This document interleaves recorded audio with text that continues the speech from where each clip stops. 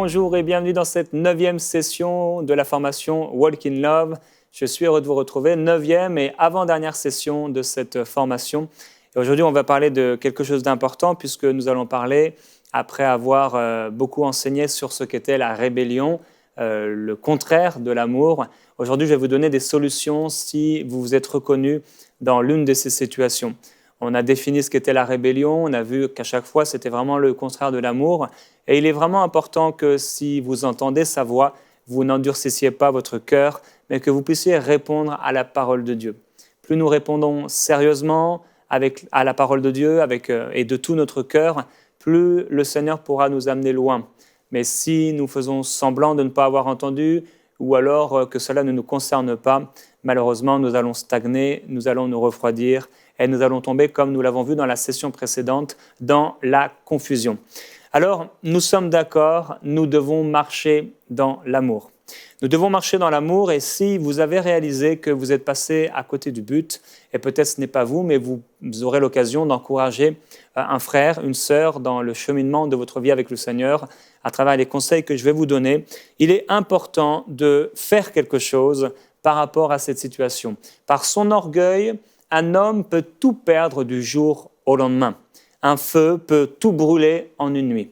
Par son orgueil, quelqu'un peut tout perdre. Il peut perdre son entreprise, il peut perdre son travail, il peut perdre son épouse, il peut perdre tout un tas de privilèges, de grâces et de bénédictions que Dieu lui a donnés. Alors, il est important de pouvoir suivre les conseils que je vais vous partager. Je vais vous proposer maintenant 7 étapes afin que votre communion avec Dieu et que votre situation, quelle qu'elle soit, puisse être rétablie. Il y a un frère qui racontait qu'après avoir quitté une église locale, il était donc dans une nouvelle église locale et au bout de plusieurs années, je crois, ou en tout cas un temps assez long, plusieurs mois, le Seigneur lui a ouvert les yeux, lui a dit que non, il ne s'était pas trompé en quittant l'église, mais il l'avait quitté d'une mauvaise façon. La personne a commencé à se sentir vraiment mal par rapport au Saint-Esprit qui faisait une œuvre dans son cœur. Elle a pris la décision d'aller voir ses anciens pasteurs et de se repentir. Elle leur a demandé pardon de la façon dont elle était partie. Elle était partie d'une mauvaise façon. Parfois, ce n'est pas un péché de quitter une église ou de choisir une nouvelle église, mais c'est la façon dont nous l'avons fait. Et il est allé donc voir ce couple de serviteurs de Dieu assez âgés et il leur a demandé sincèrement et profondément pardon. Et ce couple de serviteurs de Dieu ont dit que c'était pour eux le plus beau jour de leur vie. Avec pleurs, avec une grande joie, ils ont accueilli cet esprit de repentance et ça a été pour eux le plus grand jour, le plus beau jour de leur vie. On peut se poser la question, mais pourquoi le plus grand jour et le plus beau jour de notre vie quand même, c'est quelque chose de grand. Nous ne réalisons pas combien des serviteurs de Dieu peuvent être touchés dans leur cœur et blessés et souffrir par le fait que les brebis leur aient fait du mal. Et parfois c'est assez dur, je lisais à propos d'un homme de Dieu qui a vécu en Chine et qui a eu un ministère extraordinaire là-bas. Il a enfanté des missionnaires, il a fait tout un tas de choses extraordinaires. Et lorsqu'on lui a demandé quelle est la chose la plus difficile que vous avez vécue alors que ça a été très dur dans le ministère, c'était une question relationnelle d'un frère vis-à-vis de lui. Et les blessures relationnelles sont des blessures qui font mal. Alors voilà ce que le frère a expérimenté. Je prie que ce soit, si c'est votre cas, votre partage, que vous puissiez aller voir les personnes à qui vous avez fait du mal. 7 étapes importantes pour pouvoir être rétablis dans notre communion avec Dieu, car comme je l'ai dit, si nous avons été rebelles et si nous sommes peut-être en train de devenir rebelles ou si nous manifestons de la rébellion, il est possible que notre communion avec Dieu, et il est fort possible, il n'est pas, et peut-être il est même obligatoire, que notre communion avec Dieu ne soit pas celle que le Seigneur avait désirée. Par notre rébellion, par les accusations, les critiques, les calomnies qu'on a pu faire, notre communion avec Dieu a pris un coup. Et elle n'est pas celle que le Seigneur nous avait réservée.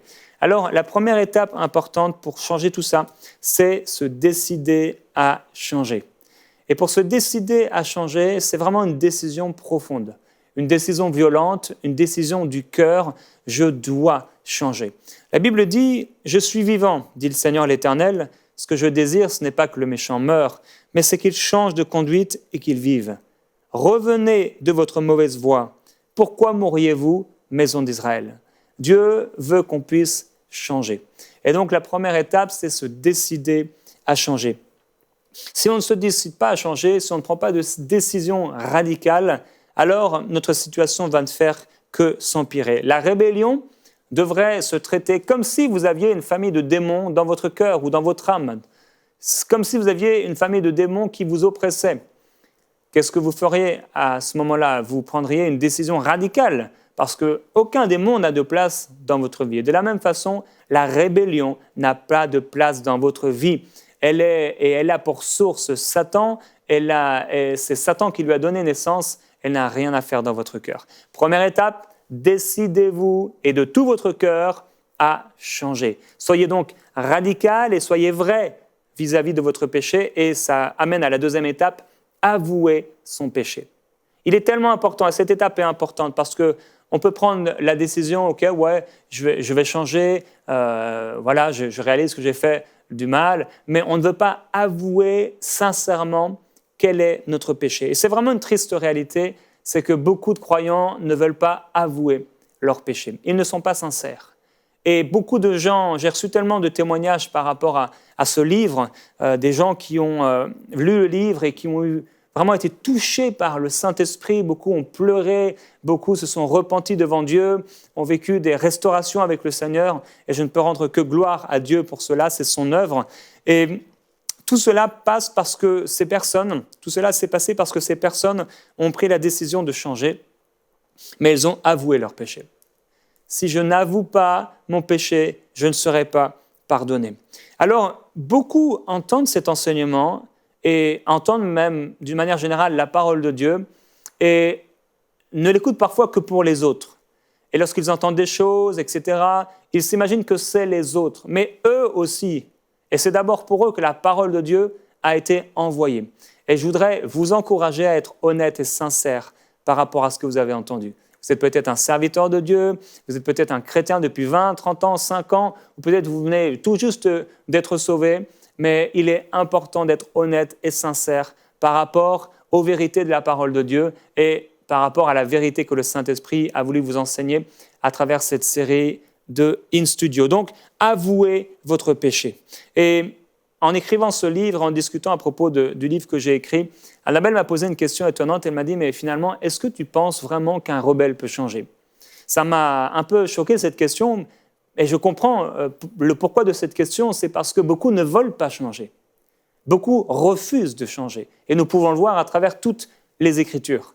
Mais je crois et je suis convaincu que parce que Dieu m'a appelé à enseigner ce message, beaucoup vont changer. Et je crois que l'Esprit de Dieu est là présent, il est là présent parmi nous. L'Esprit glorieux de Jésus-Christ va agir dans les cœurs pour vous amener à avouer, à reconnaître votre péché si vous avez péché. Vous avez peut-être parlé contre une autorité, ce n'est pas juste quelque chose comme ça, ce n'est pas anodin.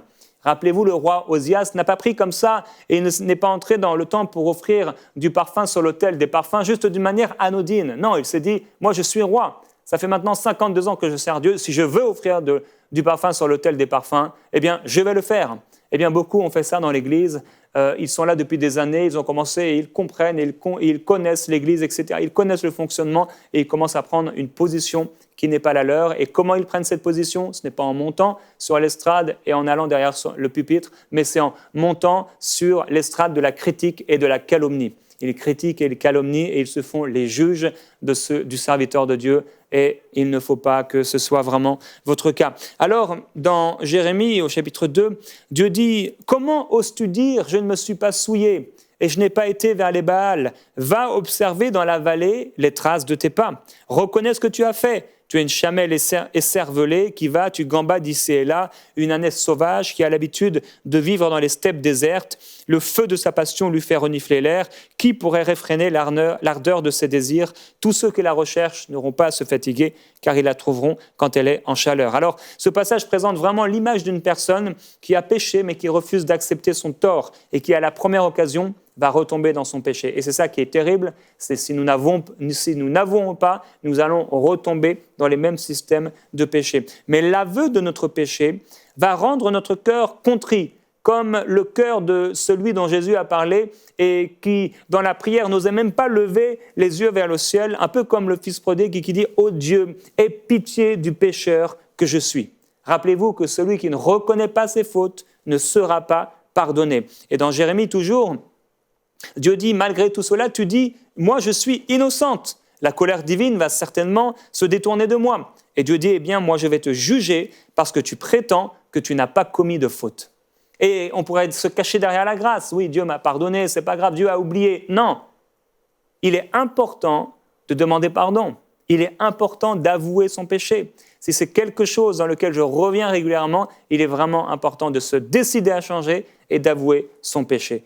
La grâce de Dieu est là, mais la grâce de Dieu, l'enseignement de la grâce de Dieu, elle nous enseigne à renoncer à l'impiété, tout ce qui est contraire à la foi, et la rébellion est bien sûr contraire à la foi. Troisième étape, parce que ce sont des étapes, se repentir auprès de Dieu. J'ai reconnu que j'avais péché, je me suis décidé à changer, j'ai avoué, c'est vrai, j'ai péché. Maintenant, une fois que j'ai avoué mon péché, bien sûr, je vais l'avouer à Dieu, mais la repentance, quand je dis se repentir auprès de Dieu, c'est une repentance du cœur. C'est vrai, j'ai fait l'aveu avec ma bouche, mais la repentance vient du cœur, elle est profonde, elle est sincère, elle est véritable devant Dieu. Et sachez que Dieu a déjà vu des millions de rebelles avant vous. Il est bon, il est plein d'amour, il va vous recevoir, il va vous pardonner. Et il va faire comme le père du fils prodigue et il va dire « Allez vite chercher un habit, le meilleur que vous trouverez, et mettez-le lui, passez-lui une bague au doigt, chaussez-le de sandales, amenez le veau, etc. Parce que mon fils qui était mort est retrouvé. Et il était perdu et je l'ai retrouvé, il est revenu à la vie. » Décision du cœur. Quatrième étape, se repentir auprès de celui qui nous a blessés. La Bible dit dans Jacques au chapitre 5, « Quelqu'un parmi vous est-il malade ?» qu'il appelle les anciens de l'Église et que les anciens prient pour lui. En loignant d'huile au nom du Seigneur, la prière de la foi sauvera le malade et le Seigneur le relèvera. Et s'il a commis des péchés, il lui sera pardonné. Confessez donc vos péchés les uns aux autres et priez les uns pour les autres afin que vous soyez guéris. Et si nous sommes vraiment animés d'un esprit de repentance, on est prêt à tout, à faire tout ce que le Seigneur nous inspirera à faire. On est prêt à aller voir les personnes à qui on a fait du mal peut-être, ou les personnes qui nous ont blessés. Alors si on a été rebelle envers une autorité, quelle que soit cette autorité, il est important de lui demander pardon d'une façon ou d'une autre. On va devoir aller voir cette personne, ou en tout cas la contacter d'une façon ou d'une autre. Vous pourriez aller voir par exemple, si c'est un pasteur, aller le voir et lui dire, bien comme vous le savez pasteur, j'ai fait du mal à l'Assemblée et je vous demande sincèrement pardon. Je vous en prie, pardonnez-moi. Est-ce que vous pouvez me pardonner ? Que puis-je faire pour rétablir la situation ? Que puis-je faire pour vous aider ? En tout cas, j'aimerais vous dire que si vous avez besoin de moi, à partir d'aujourd'hui, pour quoi que ce soit, sachez que vous pouvez compter sur moi. Je suis disponible et je comprends. Et je comprendrai que vous mettiez des mois à me refaire confiance, mais sachez que dans plusieurs mois, je serai encore là, fidèle au poste, parce que j'ai changé d'attitude et je me suis repenti auprès du Seigneur. Il est possible en effet que votre pasteur ou votre responsable de votre département, d'un groupe quelconque, mette du temps à vous faire confiance. Il est possible que vous ayez même l'impression que cette personne commence à s'éloigner de vous, alors que vous auriez eu l'impression qu'il y aurait eu une restauration. Ce n'est pas grave. Servez le Seigneur avec joie et tout ce que votre main trouve à faire, faites-le dans la soumission aux autorités. Cela me rappelle une repentance qu'a manifestée mon frère lorsqu'il était plus jeune. Alors qu'il travaillait, il a été dans une maison et il a, devant cette maison, remarqué que les propriétaires de la maison avaient une voiture dans laquelle il se trouvait un bel autoradio. Il a été chez eux et un jour, dans la nuit, je crois, il a ouvert la voiture et finalement, il a volé cet autoradio. Finalement, lorsqu'il s'est rapproché de Dieu, il savait qu'il devait se repentir et qu'il devait restituer la chose, réparer le mal. Et c'est la 5e étape, réparer le mal. Alors il s'est présenté devant cette maison, il a été avec sa voiture et il a attendu là pendant 3 heures que les personnes puissent venir et les propriétaires n'étaient pas là. C'était bien longtemps après. Il est reparti, au bout de 10 minutes, il s'est dit « Mais non, si je ne le fais pas aujourd'hui… » Et j'aime tellement ça parce que quand nous revenons au Seigneur ou quand nous venons au Seigneur, nous avons vraiment ce besoin de réparer les choses. On veut réparer les choses. Et je peux l'imaginer vraiment ce qu'il a ressenti quand le Saint-Esprit nous pousse. Et on est comme un nouveau converti, entre guillemets, un nouveau croyant. On sent la présence du Saint-Esprit sur nous. Et ce n'est pas une présence qui nous fait du mal, c'est une présence qui nous amène à faire du bien. Et on ressent cette présence sur nous pour réparer le mal. On ressent qu'on a besoin, c'est un besoin en nous, comme de donner naissance, c'est un besoin de réparer le mal. Et alors il a fait demi-tour, et finalement, lorsqu'il a fait demi-tour et qu'il est arrivé à la maison, les propriétaires étaient arrivés, et avec un peu de peur, je ne sais pas s'il ressentait la présence de Dieu, j'imagine que non, mais Dieu était bien là.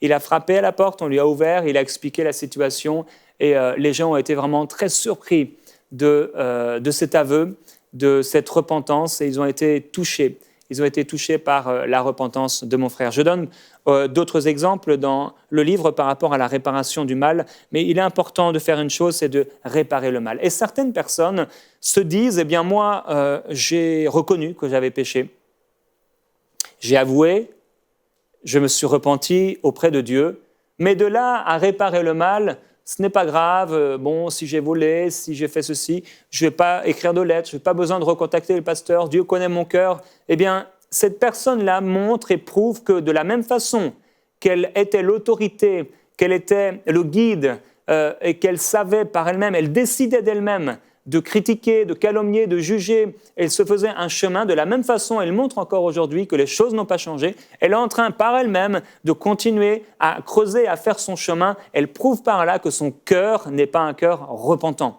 Quand on a un cœur repentant, on veut obéir au Seigneur et on est prêt à réparer le mal et nous voulons réparer le mal. Et de la même façon que peut-être on a semé de l'ivraie partout, on a fait du mal partout, on a critiqué partout, eh bien on va devoir aller voir les personnes et on va devoir leur dire, voilà, je me suis trompé, j'ai fait le mal, etc.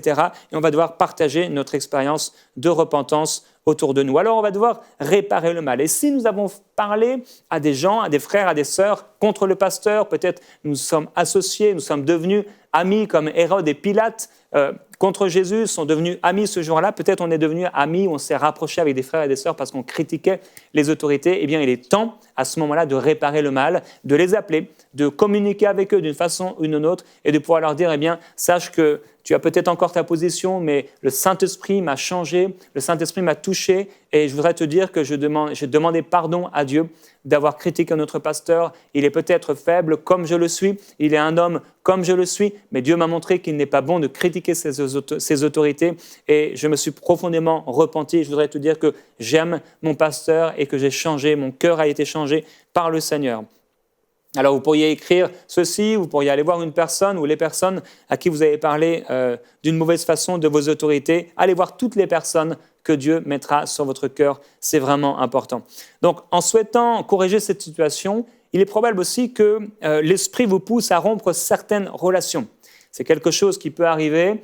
Dieu vous inspirera peut-être à arrêter certaines relations. Il est possible que vous contactiez des frères, des sœurs à qui vous avez mal parlé, et qu'ils continuent à mal parler, ils continuent à critiquer, ils essaient peut-être de vous envoyer encore des vidéos de je ne sais quoi, de vous dire « Oh, tu ne sais pas ce qui s'est passé, etc. » Peut-être vous avez quitté l'église, vous êtes dans une autre région, et ils vont continuer. La Bible dit dans Jude au chapitre 1 au verset 22, « Reprenez les uns, ceux qui contestent, si vous en avez l'autorité, sauvez-en d'autres en les arrachant du feu, et pour d'autres encore, ayez une pitié mêlée de crainte, haïssant jusqu'à la tunique, souillée par la chair. » Il y a de ces personnes qui causent des divisions. On a comme une crainte parce qu'on ne veut pas être associé à cela, on ne veut pas retomber et on fait attention à nous. Tite, chapitre 3, verset 10, « Éloigne de toi, après un premier et un second avertissement, celui qui provoque des divisions, sachant qu'un tel homme est perverti et qu'il pêche en se condamnant lui-même. » Il est donc possible que Dieu vous pousse, vous encourage à cesser certaines relations. 6e étape, honorer la personne qui vous a blessé. Et là, ça va vraiment sceller votre repentance. Parce qu'on peut avoir réparé le mal, mais le fait d'aller plus loin, ok, on a réparé, mais on veut aller plus loin. On veut être conséquent. On veut faire les choses d'une bonne manière.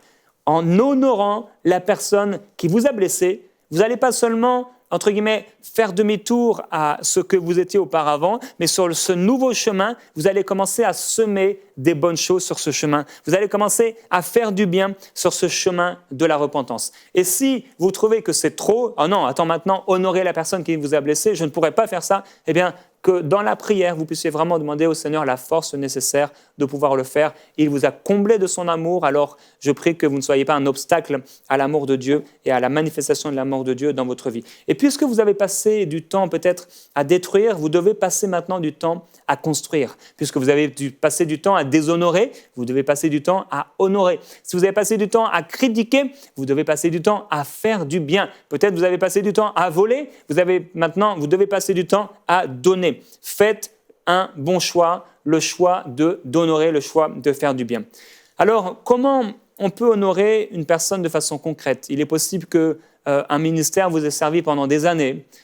Il s'est consacré avec sa famille, vous ne connaissez pas le prix qu'il a payé semaine après semaine et dans sa vie personnelle, les choix qu'il a fait, peut-être il a abandonné un travail, peut-être ça a été difficile dans sa vie avec ses enfants parce qu'il était là semaine après semaine dans sa consécration à Dieu et vous avez critiqué, calomnié, vous êtes parti comme ça du jour au lendemain alors qu'il vous avait servi fidèlement pendant des années. Il est important d'honorer cette personne qui vous a blessé peut-être, oui, que vous avez blessé certainement. Il est important de pouvoir l'honorer. Comment on peut honorer une personne? Eh bien, on peut honorer une personne en lui faisant un cadeau. La Bible le montre, il est possible de faire des cadeaux. Vous pourriez par exemple faire un chèque à cette autorité spirituelle, alors que vous avez fait du mal, vous positionnez non seulement dans les paroles, mais maintenant vous positionnez quelque chose. Et vous savez combien l'argent est attaché au cœur. Souvent la rébellion est née à partir de l'argent et elle s'est manifestée à cause de l'argent. Judas, pour de l'argent, a trahi Jésus. Jésus sur la croix, c'était une histoire d'argent. Eh bien, faites un chèque et faites un chèque généreux à la personne que vous avez critiquée. Faites du bien. Vous pourriez peut-être lui offrir un bon pour des restaurants, peut-être des vacances avec son épouse. Vous avez osé critiquer l'homme de Dieu. C'est toute sa famille que vous avez finalement critiqué. Et peut-être vous pourriez, inspiré par Dieu, si vous en avez les moyens, leur offrir une voiture. Je ne sais pas quelle est la façon dont le Saint-Esprit va vous inspirer à honorer et à bénir, mais faites du bien. La Bible dit dans 1 Timothée au chapitre 5 et au verset 17 que les anciens qui dirigent bien soient jugés dignes d'une double marque d'honneur, surtout ceux qui travaillent à la prédication et à l'enseignement. Alors, à plus forte raison, puisque un serviteur de Dieu devrait recevoir littéralement un double salaire, si nous l'avons déshonoré, si nous l'avons critiqué, nous devrions lui offrir un honneur double. Alors je prie que le Saint-Esprit vous inspire, et peut-être c'est une autorité comme votre mari, peut-être c'est vos parents, que Dieu vous inspire comment vous pouvez honorer cette personne. Et il y a de multiples façons d'honorer les gens. Le Saint-Esprit vous inspirera. Et certains, vous avez déjà senti quelque chose, vous avez vu une image, vous avez eu une pensée maintenant qui est montée dans votre cœur, eh bien, c'est le Saint-Esprit. Faites ce qui est dans votre cœur. Et peut-être, certains vous disent mais c'est beaucoup trop. Si ça vient du Saint-Esprit, Dieu ne nous demande pas il n'est pas là pour nous faire perdre notre argent, il n'est pas là pour nous faire perdre quelque chose. Quand on perd notre vie, on est en train de la gagner. Et quand, entre guillemets, on perd cet argent, on est en train de gagner un argent qui sera béni par Dieu. Quand ce jeune homme riche s'est approché du Seigneur Jésus, Jésus ne voulait pas le rendre pauvre. Jésus ne voulait pas qu'il manque. Il n'aurait manqué de rien. Il serait devenu un serviteur de Dieu. Qui sait s'il ne serait pas venu remplacer Judas? Il aurait servi Dieu et Dieu aurait pourvu à tous ses besoins. Mais il était riche, peut-être selon ce monde, mais il était pauvre à l'intérieur. S'il avait laissé les richesses de ce monde, il aurait été pauvre non seulement à l'intérieur, mais Dieu aurait pourvu à tous ses besoins. Alors, que l'argent ne soit pas un obstacle, tout ça pour dire que l'argent ne soit pas un obstacle pour honorer les personnes si Dieu vous pousse, parce que souvent, pour honorer, ça va coûter quelque chose. 7e étape, veillez sur notre cœur. Après avoir fait toutes ces choses, et vraiment, si vous avez réussi à faire ces 6 étapes, là, la repentance est réelle. Cette repentance est réelle, cette repentance est profonde, cette repentance est vraie. De la même façon que lorsque nous étions encore pécheurs, que Christ est mort pour nous, alors un jour, nous avons reconnu que nous avons péché, nous avons avoué, nous avons pris la décision de nous tourner vers le Seigneur, et alors que peut-être nous disions du mal de l'œuvre de Dieu, des croyants, etc., nous avons commencé à changer notre langage, et nous avons commencé aussi à honorer Dieu, à honorer les serviteurs de Dieu, à honorer les frères et les sœurs dans la foi.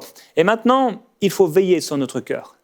Après avoir accompli ces 6 étapes, veillons sur notre cœur. Parce que le diable va tourner et il rôde autour de ceux qui aiment Dieu, cherchant qui il va dévorer. Le diable aimerait tellement que vous puissiez être une personne rebelle. Le diable aimerait tellement que vous puissiez me critiquer et critiquer cet enseignement. Le diable aimerait tellement que vous puissiez vous dire « Oh, moi je ne suis pas rebelle, de toute façon ils ne comprennent rien, etc. » et que vous puissiez continuer à critiquer et à faire du mal autour de vous. Le diable aimerait tellement que vous fermiez votre cœur à la présence du Saint-Esprit. Le diable aimerait tellement que vous puissiez ne pas honorer les personnes qui vous ont blessé ou que vous avez blessé, alors que le Saint-Esprit vous inspire à le faire. Le diable aimerait tellement vous voir, vous arrêter, stagner, vous refroidir et tomber dans la confusion. Il aimerait tellement vous voir loin du Seigneur, comme Judas, périr d'une manière terrible avec le fruit de votre récompense satanique. Peut-être c'est de l'honneur, peut-être c'est de la gloire que les hommes ici et là vous ont offert, mais ça sera pour votre perte et Dieu ne veut pas cela. Alors veillez sur votre cœur, puisqu'il va rôder autour de vous. Et Jésus a dit et a donné cet exemple dans Matthieu chapitre 12, lorsque l'esprit impur est sorti d'un homme, il va par des lieux arides, il cherche du repos, il n'en trouve pas. Alors il dit, je retournerai dans ma maison et d'où je suis sorti. Et quand il arrive, il la trouve vide, balayée, ornée. Alors il va prendre des esprits plus méchants, il revient dans sa maison et la condition de cet homme est encore pire que la première. Alors veillez sur votre cœur. Il est possible que ce pasteur, que cette autorité, que ce responsable de louange ou je ne sais qui, continue à faire le mal. Parce qu'il est possible que, oui, il ait fait du mal. Il est possible que son caractère n'ait pas changé. Il est possible que votre perception des choses peut-être n'ait pas encore été vraiment transformée. Alors il est possible que vous soyez déçus. Il est possible que la façon dont il avait de vous parler, eh bien cette façon ne change pas. Alors à ce moment-là, la sagesse, rappelez-vous qu'elle est là, conciliante, elle cherche la paix, elle est pure, elle est pacifique, elle est pleine d'amour, etc., sans hypocrisie, elle vous sera donnée. Cette sagesse vous sera donnée et là, vous allez pouvoir communiquer ce que peut-être auparavant, vous ne faisiez pas. Donc, il est important parce que de veiller à son cœur pour que votre condition ne soit pas pire qu'auparavant. Le diable va essayer à nouveau, alors qu'il y aura des situations difficiles, de vous dire « Regarde, ça n'a pas changé. Regarde, il t'a encore fait mal. Regarde, ça ne va pas changer de toute façon. Il n'a pas changé. » Mais vous gardez votre cœur. Si nous ne veillons pas, nous pourrions devenir confus comme Judas, au point de mettre fin à notre marche dans l'amour. Alors je veux vous encourager, frères et sœurs, poursuivons dans ce chemin de l'amour. Poursuivons et poursuivons toujours, marchons dans l'amour, walk in love. On va se retrouver, frères et sœurs, dans la prochaine session et je vais vous partager, après ces 7 étapes, ce baptême dans l'amour. Je vais prier pour vous dans la prochaine session pour que vous soyez baptisés et immergés dans l'amour de Dieu. Je vais vous partager une expérience personnelle que j'ai faite avec Dieu qui m'a complètement transformé. Alors que c'était lourd et que le fardeau était lourd à porter, Dieu a rendu ce fardeau doux et léger par un baptême qui a profondément changé ma vie avec le Seigneur, mon service pour Dieu et mon ministère. Je vous dis à bientôt dans InStudio.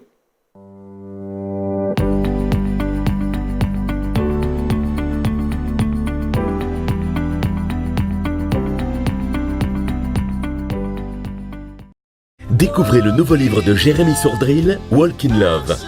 Entrez dans la révolution Walk in Love, une révolution qui vous introduira sans détour et avec succès au cœur de votre appel. Commandez dès maintenant le livre de Jérémy Sourdril sur walkinlove.fr et recevez gratuitement à l'achat du livre notre formation vidéo de 8 sessions live et la version audio du livre en CD.